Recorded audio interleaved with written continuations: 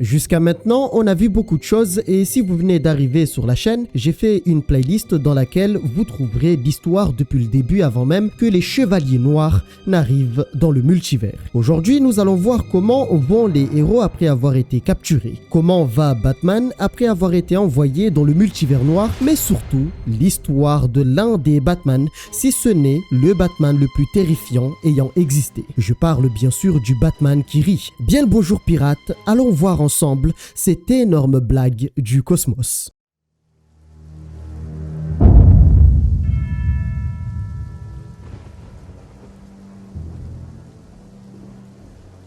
On a vu ensemble la défaite de la Justice League face au Batman qui rit et son armée. Suite à ça, le Batman qui rit a passé un message qui dit qu'une fois avoir fini avec les héros de ce monde, ils allaient s'occuper du reste des mondes existants dans le multivers. Mais avant cela, ils avaient besoin d'extraire un métal qui se trouvait dans le corps de Cyborg. On a aussi appris qu'ils ne pouvaient pas agir tant que ce métal n'avait pas été extrait de son corps. Et ce métal était parmi les plus puissants existants en ce monde. Alors, ce n'est pas tout car il y a autre chose. Rappelez-vous, Superman de son côté, il était parti pour aller sauver Batman dans le multivers noir. Malheureusement, cela fut un échec, il a été capturé lui aussi. Après avoir capturé la Justice League, ils ont été conduits vers la montagne se trouvant à Gotham. Tout cela sous les directives et les rires du Batman qui rit. D'un autre côté, à la différence des autres héros, Cyborg avait été surchargé de l'énergie noire venant du multivers noir. C'est bien sûr dans le but de retirer une chose appelée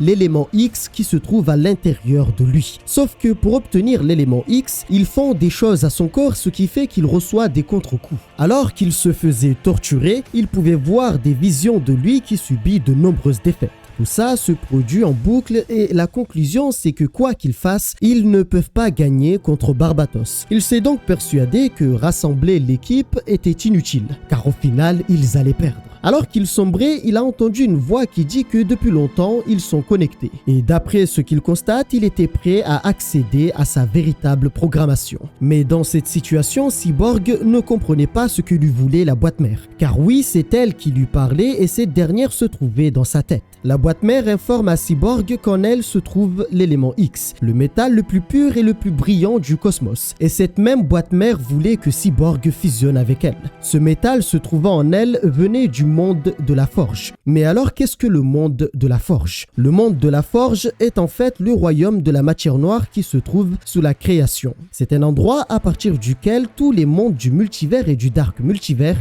ont été créés. On peut le considérer comme étant l'origine de beaucoup de choses. Il s'avère que cet endroit est géré par un être portant le nom d'Alpheus. Et devinez quoi, c'est le frère de Marnevu, alias Monitor. Mais aussi le frère d'un être surpuissant portant le nom de Mobius, l'Anti-Monitor. Encore mieux, ces derniers sont les enfants de cette femme, Perpetua, aussi appelée la mère du multivers. Alors en réalité, dans l'histoire, elle n'est pas vraiment une si bonne mère. Dans le passé, elle a eu des idées très sombres à tel point que ses propres enfants, qui ne l'avaient jamais désobéi, se sont alliés pour l'arrêter. Cela est allé si loin que Marnevu a dû trahir son frère Mobius en lui faisant une promesse qu'il savait qu'il ne pouvait pas tenir. Tout ça dans le but que Mobius, l'Anti-Monitor, participe à la bataille contre leur mère pour pouvoir l'arrêter. Cette promesse non tenue va engendrer une autre promesse faite par Mobius en personne qui dit qu'il jure qu'à partir de ce jour, il partira en quête de savoir et de puissance, jusqu'au jour où il aura assez de connaissances et une puissance encore jamais vue afin de revenir pour se venger de la trahison de son frère Marnevu. Ainsi, il deviendra le danger que nous connaissons. Et par la suite, il va créer la chaise Mobius que vous connaissez assez bien pour collecter du savoir. Et non, tu vas trop loin. C'est pas ce qui était écrit, bordel. Ok, pardon, je me suis un peu écarté, alors reprenons l'histoire. Cyborg, ne comprenant pas pourquoi la boîte mère lui a demandé de fusionner avec elle, il lui demande pourquoi lui. La boîte mère l'informe que tous ceux qui ont fusionné avec elle ont obtenu leur forme parfaite. Et elle ne comprenait pas pourquoi jusqu'à maintenant Cyborg avait toujours refusé de le faire. D'après la boîte mère, Cyborg était l'élément faible du groupe. À cet instant, il avait compris qu'il y avait d'autres comme lui dans le multivers qui avaient accepté de fusionner avec la boîte mère. Cependant, cela n'est pas sans conséquence. Tout grand pouvoir demande une contrepartie. Alors il demande ce qui se passerait une fois qu'il aurait cédé et qu'il lui aurait donné le contrôle. Une fois que la boîte mère se sera liée avec lui, elle effacera toute sa programmation pour prendre le contrôle afin de vaincre les chevaliers chevalier noir. Et là on pourrait se demander, mais attends, pourquoi supprimer Cyborg et prendre son corps? Pourquoi ne pas simplement le laisser et lui donner ce grand pouvoir tout en lui permettant de changer les choses? En fait, la boîte mère voyait les choses autrement. Pour elle, il n'était pas nécessaire et le multivers n'avait pas besoin de lui pour le sauver. Tout ce qu'il avait à faire était de la laisser prendre le contrôle. Cette situation est plutôt délicate et comme vous l'aurez remarqué, ce n'est pas vraiment en sa faveur. Car s'il refusait, les 52 univers seraient perdus. La boîte mère lui montre les autres mondes se trouvant dans les 52 univers sans oublier leur héros pour le convaincre. Et à la fin, Cyborg a reconnu qu'elle avait raison, qu'il devait la laisser prendre le contrôle. Sauf qu'au moment où il était sur le point de le faire, une autre voix s'est manifestée pour lui dire de ne pas le faire. Cette voix lui demande de ne pas abandonner et l'informe qu'il n'avait plus le temps. Céder son corps à la boîte mère n'était pas la chose à faire. Et cette personne savait que les chevaliers noirs voulaient la boîte mère. Précédemment, il n'avait qu'un seul choix et désormais il se retrouve entre deux possibilités. Soit il refuse et fait confiance à cette deuxième voie, soit il accepte et fait confiance à la boîte mère. En fin de compte, une décision avait été prise. Au même moment, les héros capturés avaient été escortés vers le Dark Multivers. Cependant, le Batman Kiri constate une anomalie avec Alfred. Le Batman la machine à tuer pensait que c'était simplement une interférence, ce qui va mettre très en colère le Batman Kiri. Et ce dernier dira une chose assez intéressante.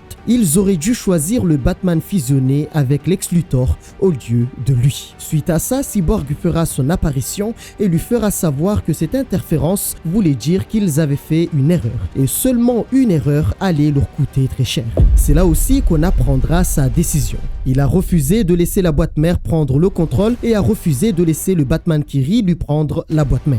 Dès son arrivée, ses nouvelles capacités obtenues grâce à la boîte mère lui ont permis d'affecter directement le pouvoir du Batman la machine à tuer, ce qui va libérer au passage les autres héros.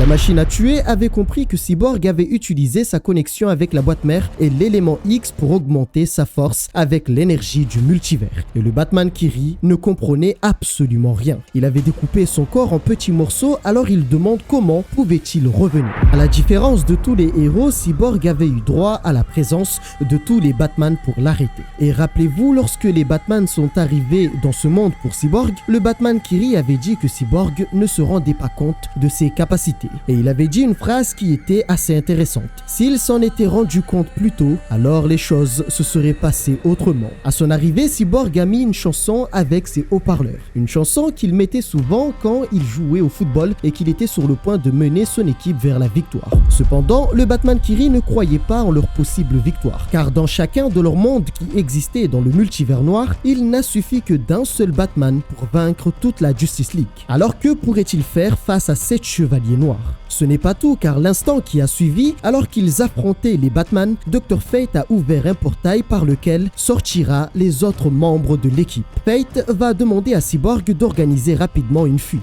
car rester très longtemps pourrait encore une fois les piéger et causer leur perte. Sauf que Cyborg refuse.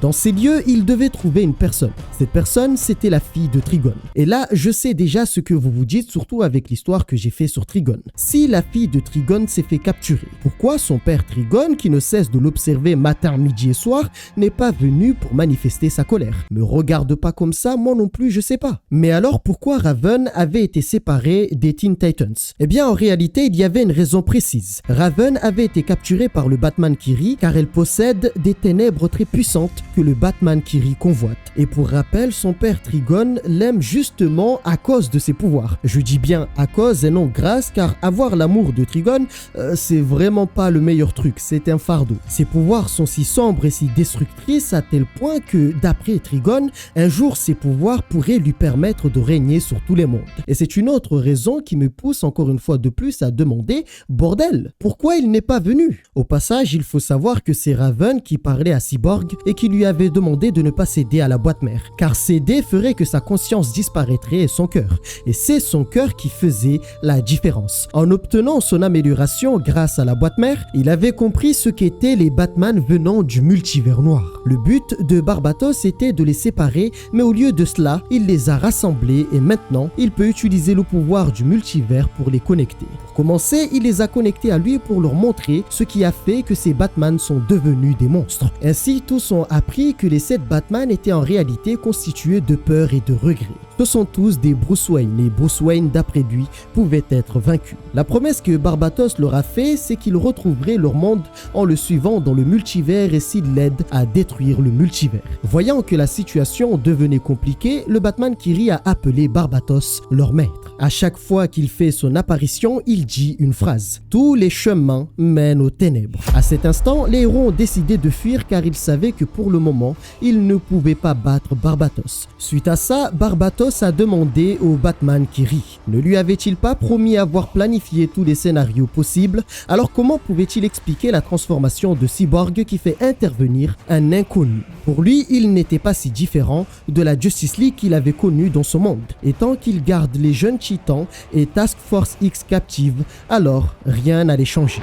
De leur côté, les héros se sont retrouvés dans l'Hypertemps, un endroit qui se trouve en dehors du multivers. D'ailleurs, Flash reconnaît l'avoir déjà traversé, mais il ne l'avait jamais vu sous cette forme. Pour en arriver là, Cyborg a dû utiliser sa connexion avec le multivers pour les conduire dans ces lieux. Cependant, cela n'est que temporairement car les Chevaliers Noirs allaient les retrouver. Il y a un petit problème à ce nouveau pouvoir qu'il a obtenu. Bon, en fait, c'est finalement un gros problème. Pour obtenir ce nouveau pouvoir, il a dû céder une partie de lui à la boîte mère. Il a certes obtenu un grand pouvoir, mais en contrepartie, pour ce pouvoir, il devait combattre la boîte mère pour l'empêcher de prendre définitivement le contrôle de son corps. Au passage, il recevra les félicitations de toute l'équipe car ce nouveau pouvoir avait surpris les Batman et ces derniers se sont rendus compte qu'il l'avait sous-estimé. Tel un coach de football, il donnera les consignes à l'équipe. Il va aussi réconforter ceux qui en avaient le plus besoin. Par la suite, il va demander à Flash et Raven de venir avec lui. Ainsi, leurs chemins se sont séparés encore une fois dans le but de changer le cours des événements. Mais alors, que vont-ils faire?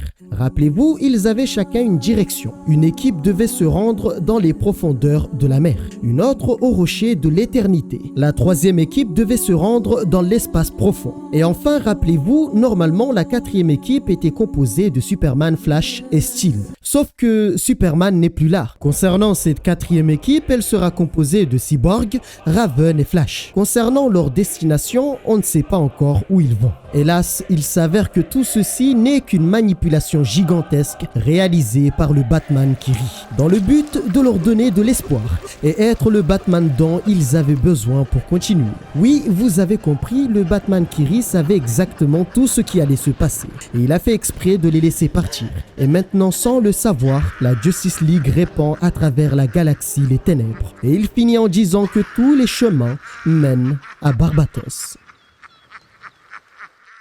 Mais alors, qu'est-il devenu du Batman de ce monde? Est-il mort? Car rappelons-le, la dernière fois qu'on l'a vu en vie, il ressemblait à une momie. D'ailleurs, Superman était parti pour le sauver, mais au final, il a été capturé. Et lors de leur rencontre, Batman lui avait dit qu'il était en fait très con. Alors bon, il ne l'a pas dit de cette façon, mais moi je l'ai compris comme ça. Mais du coup, qu'est-ce qu'il devient ce Batman? Ce dernier s'est retrouvé piégé dans le royaume de Barbatos. Un jour, une petite fille est venue voir son grand-père. Il s'avère que ce grand-père est Bruce Wayne. À la différence des autres enfants, la jeune fille ne voulait pas s'amuser et voulait que son grand-père lui raconte une histoire. Cette jeune fille porte le nom de Janet et comme tout bon grand-père, il lui propose une histoire. Cependant, la jeune fille ne voulait pas d'histoire imaginaire. Elle voulait une vraie histoire. Une histoire qui a réellement existé. Dans ce cas, le grand-père Bruce propose à sa petite fille d'aller prendre parmi les nombreux livres à sa disposition l'une des aventures d'un certain Batman. Et là, vous me direz, mais attends, le vieux Bruce n'est pas Batman? Eh bien non, ce n'est pas Batman. Enfin, c'est beaucoup plus compliqué que ça et vous allez comprendre assez facilement. Alors, ce n'est pas tout car il s'avère que Bruce Wayne est l'auteur de nombreuses histoires concernant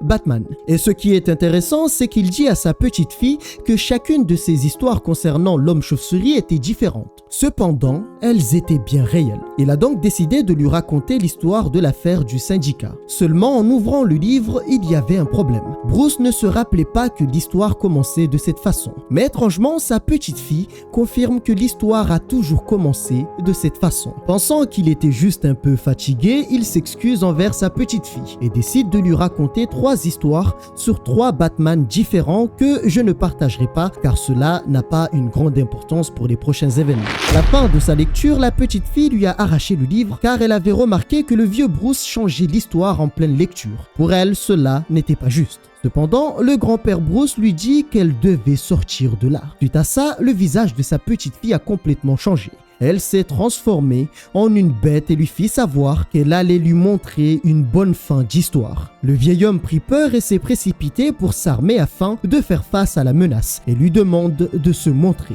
Une voix tapie dans l'ombre lui fait savoir qu'il savait tout et voyait absolument tout. Il sait qu'il voit des mondes dans lesquels il échoue toujours, comme maintenant. Encore une fois, le vieux Bruce lui demande de se montrer. Cette fois-ci, il s'est présenté devant lui, mais pas en personne. Bruce voyait son propre reflet, mais plus jeune. À cet instant, il avait compris que c'était Barbatos et il savait que c'était lui qui était en train de déformer son histoire. Barbatos lui fit savoir qu'il avait toujours été là, près de lui, derrière la fenêtre. Il est la chauve-souris qu'il avait vue et ce dernier l'informe que la première fois qu'il l'a vu, c'est lorsqu'il a traversé le temps. Cela était assez bizarre pour lui de voir un héros qui lui ressemblait et qui a fait de son symbole un signe d'espoir. Alors il l'a choisi comme porte qui lui permettrait de venir dans ce monde. Et pour faire de lui la porte, il a dirigé les hiboux afin de façonner l'histoire de Batman. En d'autres termes, faire de Bruce Wayne Batman. Avec une traduction plus simple, cela veut dire que c'est Barbatos par ses actions qui a créé Batman et son histoire. Sans Barbatos, Batman n'existe pas. Ce qui va faire craquer Bruce Wayne qui va commencer à frapper les vitres pour évacuer sa colère. Mais encore une fois, Barbatos l'informe que durant tout son parcours en tant que Batman, il l'a aidé en lui faisant croire qu'il était un bon détective. En faisant de lui un héros afin qu'il devienne sa porte d'entrée vers son monde. Cela fait des années qu'il était piégé avec lui dans ce domaine et il ne pourra jamais en sortir. Cependant, après ces mots, Bruce va briser la fenêtre pour pouvoir sortir de ses lieux. En faisant cela, il s'est retrouvé face à Barbatos qui l'informe qu'il n'était rien. Il se trouve dans son domaine, un lieu où de nombreuses histoires ont été créées à partir de la peur et de l'échec. Les histoires qu'il a racontées à cette petite fille étaient réelles et il l'informe aussi qu'il lui a montré seulement 3 histoires, mais en réalité, il y en avait des milliers. Après lui avoir dit tout ça, il lui demande de regarder. Voit-il tous les Batman autour de lui? Tous étaient des Batman comme lui qui pensaient qu'ils étaient de grands héros. Mais lorsqu'il a arrêté de les aider, leurs natures ont été révélées et ils ont laissé place à l'obscurité. Sans son aide, Batman n'est rien. Tous les chevaliers à ses côtés étaient des Batman. La seule différence, c'est qu'il a choisi de garder ceux qui étaient les plus sombres et chacun d'eux avait vaincu les héros de la Terre. Après lui avoir dit tout ça, il avait décidé de lui montrer tout ce qu'il avait fait aux membres de la Justice League avec ses Batman. Tout ça faisait beaucoup pour Bruce et à la fin, il a prononcé le mot que Barbatos voulait entendre. Il l'abandonne. Quelques instants plus tard, il s'est réveillé sur sa chaise avec sa petite fille. Il constate qu'il s'était endormi et n'avait même pas encore commencé les histoires qu'il voulait raconter à sa petite fille. Alors, comme tout bon grand-père, il a décidé de lui raconter ses histoires. Mais la réalité était tout autre. Depuis tout ce temps, son vrai corps se trouvait sur une tour sur laquelle il est gardé dans un sommeil profond par Barbatos. Et ce dernier lui fait vivre la vie que je viens de vous raconter pour le garder dans cet état. Après avoir vu tout ça, maintenant je vais vous raconter une toute autre histoire. Une histoire assez sombre et c'est l'histoire du Batman qui rit. Et ce qui est encore plus intéressant, c'est que c'est lui qui nous raconte son histoire. Il est parti voir une personne et lui demande de ne pas paniquer. Par la suite, lui pose une question. Sait-il pourquoi il l'a amené dans ces lieux? Et bien sûr que non, et la réponse ne peut qu'être mauvaise. Pense-t-il connaître toutes les combinaisons du jeu? Cela va de soi qu'il serait heureux d'avoir la réponse, comme dans les nombreuses histoires familières qui montrent qu'on peut voir le bon dans chacun d'entre nous tous. Lutter pour ce qui est juste ou même surmonter les moments les plus sombres. Hélas, aujourd'hui, il ne racontera aucune de ces histoires. Certes, dans l'histoire qu'il va raconter, certains passages peuvent être familiers, mais ils étaient tous placés au mauvais endroit. Alors il demande, que pourrait-il se passer si, dans une table où toutes les cartes sont rangées parfaitement, on rajoute une carte qui met tout dans le désordre? On ne peut pas imaginer ce qui pourrait se passer. Et ça, c'est son histoire. Il y a très longtemps de cela, dans ce monde, dans le Dark Multivers, il n'existait pas encore. Et comme dans les nombreuses histoires concernant le Batman et le Joker, ces derniers poursuivent leur querelle et leur amusement. Ce jour-là, Batman avait été capturé par le Joker. Et le Joker avait injecté des drogues dans son corps. On apprend que le Joker a tué Gordon. Ce n'est pas tout car il l'a tué de la pire des façons. Il l'a torturé et l'a dissous tout en écoutant la voix terrifiée de sa fille. Il a informé informé à Batman qu'il a fait tout ça parce que deux devaient évoluer. Alors qu'il prenait plaisir à le torturer, dans cette rue, il y avait une famille qui venait de sortir du théâtre. Le Joker a voulu refaire son histoire en tuant toute la famille, sauf la petite fille. Par la suite, il l'a rassurée en lui disant qu'elle n'avait plus besoin de son père ni de sa mère. Elle sera la première citoyenne d'un nouveau Gotham qui sera construit à partir du meilleur de Batman et du meilleur du Joker. Ainsi a continué la torture, et cela va jusqu'à provoquer une rage chez Batman. Il deviendra une bête qui ne voulait qu'une seule chose, l'arrêter. Un massacre assez violent va débuter sous les rires du Joker qui n'attendait que ce moment. Et alors que l'homme chauve-souris lui demandait d'arrêter ses actions, le Joker n'a fait qu'aggraver son cas en le provoquant. À la fin, sous les coups de Batman, il a cessé de bouger.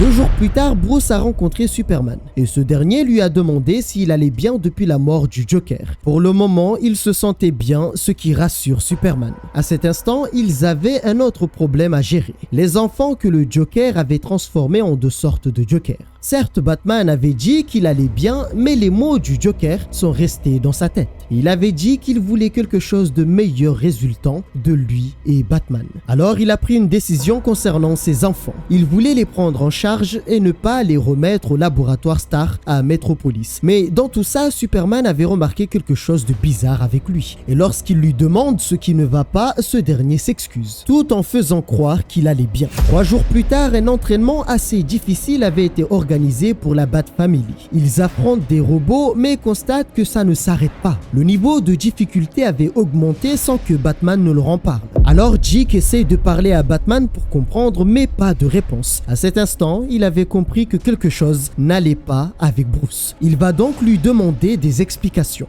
C'est là qu'il fera son apparition pour lui raconter la vérité sur son état. Lorsqu'il a tué le Joker, il a été infecté par une nouvelle souche de nanotoxines. Ces toxines se trouvaient dans le corps du Joker et jusqu'alors, elle était inoffensive avant qu'il ne tue le Joker et n'entre en contact avec elle. Cela fait 1 semaine qu'il essaie de se débarrasser de ces toxines sans succès. Il informe à la Bat Family que si cela continue, alors il deviendra plus sombre et tout ça, c'était le dernier souhait du Joker. Dick Grayson avait compris que la raison pour laquelle l'entraînement de ce jour était si difficile, c'est parce qu'il les entraînait à le combattre, au cas où si le plan du Joker venait à se réaliser. Certains proposent de l'enfermer dans une prison où il ne pourrait pas sortir, et Damian propose même de l'envoyer dans la zone fantôme. Cependant, Batman informe que cela ne marchera pas. Trouvant que la situation était grave, Damian propose de commencer à mettre en place de nouvelles mesures afin de trouver une solution rapidement. Mais encore une fois, Batman informe que cela ne marchera pas et qu'il ne comprenait pas la situation. Tout cela était le dernier jeu du Joker. Alors il leur a fait comprendre que toute cette mise en scène n'était que mensonge. La réalité, c'est qu'il les avait tous rassemblés ici parce qu'ils étaient les premiers qui auraient remarqué des changements en lui. Il était désolé pour ce qui allait se passer, mais il ne pouvait pas se permettre une telle chose. Suite à ces mots, il a sorti une arme et dans un moment de surprise, il a éliminé les membres de la Bat Family. 1 semaine plus tard, c'était au tour de la tour de Guet. Mais alors, comment a-t-il tué les héros? Il s'avère que durant longtemps, les héros ont récupéré des armes extrêmement puissantes afin de les conserver en lieu sûr dans ces lieux. Pour vous dire, certaines armes avaient la capacité de détruire des villes entières en l'espace de quelques secondes. Sans oublier que Batman connaissait leurs points faibles. Il a tué tout le monde sauf Superman. À cet instant, Clark lui avait demandé pourquoi avait-il fait cela. La raison est qu'il le voulait et désormais il ne pouvait plus se retenir. Pour Superman, il mourra sous peu car les gens verront ce qu'il est et viendront le combattre. Sauf que l'homme chauve-souris n'attendait que ça, car comment cela pourrait être amusant s'ils ne se battent pas? Il faut savoir qu'avant de crever les yeux de Superman, il avait crevé les yeux de son fils. Pour se moquer de lui, il lui a demandé pourquoi ne fait-il plus le muscler comme il sait bien le faire. Il n'avait qu'à gonfler ses pecs et montrer à sa femme et son fils que tout allait bien. Clark était bien trop bon et ne pouvait pas s'abaisser à son niveau en utilisant sa force pour le tuer. Le problème, c'est que Batman s'en foutait de sa morale. Avant de venir voir Superman, Bruce était venu avec un plan parfait. L'homme d'acier constate qu'en plus d'avoir sombré, il avait amené avec lui son fils Damian. Il avait en sa disposition un morceau de kryptonite noir modifié. La dernière fois qu'il l'a utilisé, c'était sur Supergirl. Et cette dernière a déchiré toute sa famille une fois qu'elle a été exposée à cette kryptonite. Alors il voulait voir ce qui pourrait se passer avec lui. Ainsi, sous les rires du Batman qui rit, Superman a massacré sa propre famille. À la fin, il dit qu'en réalité, tuer son propre monde était si facile. Après avoir éliminé et massacré toute la Justice League et tous les héros, il a pris les rênes de son monde. On lui a envoyé l'armée. Elle a été anéantie. Ils ont envoyé une armée de vilains, même résultat. Ils ont par la suite envoyé des personnes possédant la puissance des entités supérieures. Cela a été comme un jeu d'enfant pour lui. Tout ce qui restait était des corps et du sang. À la fin, il ne restait plus que lui et il a pris les corps des gens qu'il a tués pour former son trône. Il pensait avoir atteint le fond et qu'il n'y avait plus rien à écraser. Jusqu'au jour où un être s'est présenté à lui. Il porte le nom de Barbatos. Et ce jour-là, il lui a montré les mondes dévastés, y compris son propre monde, qui se trouvait dans le multivers noir. À cet instant, il a vu à quel point il avait pensé petit, en voulant détruire juste son propre monde. Il avait compris qu'il restait encore beaucoup de monde à tuer. Barbatos lui avait dit qu'il était l'arme parfaite à déchaîner sur ce monde. Mais lui voyait les choses autrement. Il ne voulait pas le faire seul. Avec les Batman, ils ont détruit les mondes existants dans le multivers noir. Et maintenant, il aimerait savoir comment les mondes pouvaient-ils survivre avec des gens comme eux, comme les Batman. Après avoir fini de raconter son histoire, il dit à cette personne qu'en fait le Joker avait vu le potentiel. Il savait que lui et Batman étaient incomplets sans l'autre. Il savait qu'il devait évoluer en quelque chose de meilleur. Suite à ça, il lui a montré plusieurs cartes et lui a fait savoir que les cartes sont puissantes. N'importe de ces cartes contre n'importe quel adversaire serait destructrice. Alors il aimerait savoir laquelle allait-il choisir? Mais attention, il doit savoir qu'il a déjà gagné. L'homme essaie de parler, mais il ne pouvait pas car sa bouche était bandée. Alors le Batman qui rit éclate de rire et informe que les héros étaient presque tous morts. Leur ville était en cendres et le monde entier allait sombrer dans l'obscurité. Mais que pourrait-il faire de plus? Il savait qu'il était terrifié, alors il lui demande « Ne veut-il pas le savoir ?» Dans ce cas, il allait lui montrer. L'une des cartes a commencé à brûler. Par la suite, est apparue une armée qui l'appelle les cauchemars. Il informe qu'ils étaient en approche vers l'invasion de ce monde. La seule chose qu'ils attendent, c'est que la porte s'ouvre et qu'il donne son ordre. Lorsqu'il était Bruce Wayne, il pensait qu'avec de la préparation, il pourrait gagner n'importe quel combat. En réalité, il se voilait la face et maintenant, il voit la vérité. Et surtout la victoire qui était imminente. Pour gagner, il fallait s'adapter. Pour s'adapter, il faut pouvoir rire de toutes les contraintes. Alors encore une fois, il éclate de rire et lui dit qu'un Batman qui rit est un Batman qui gagne toujours.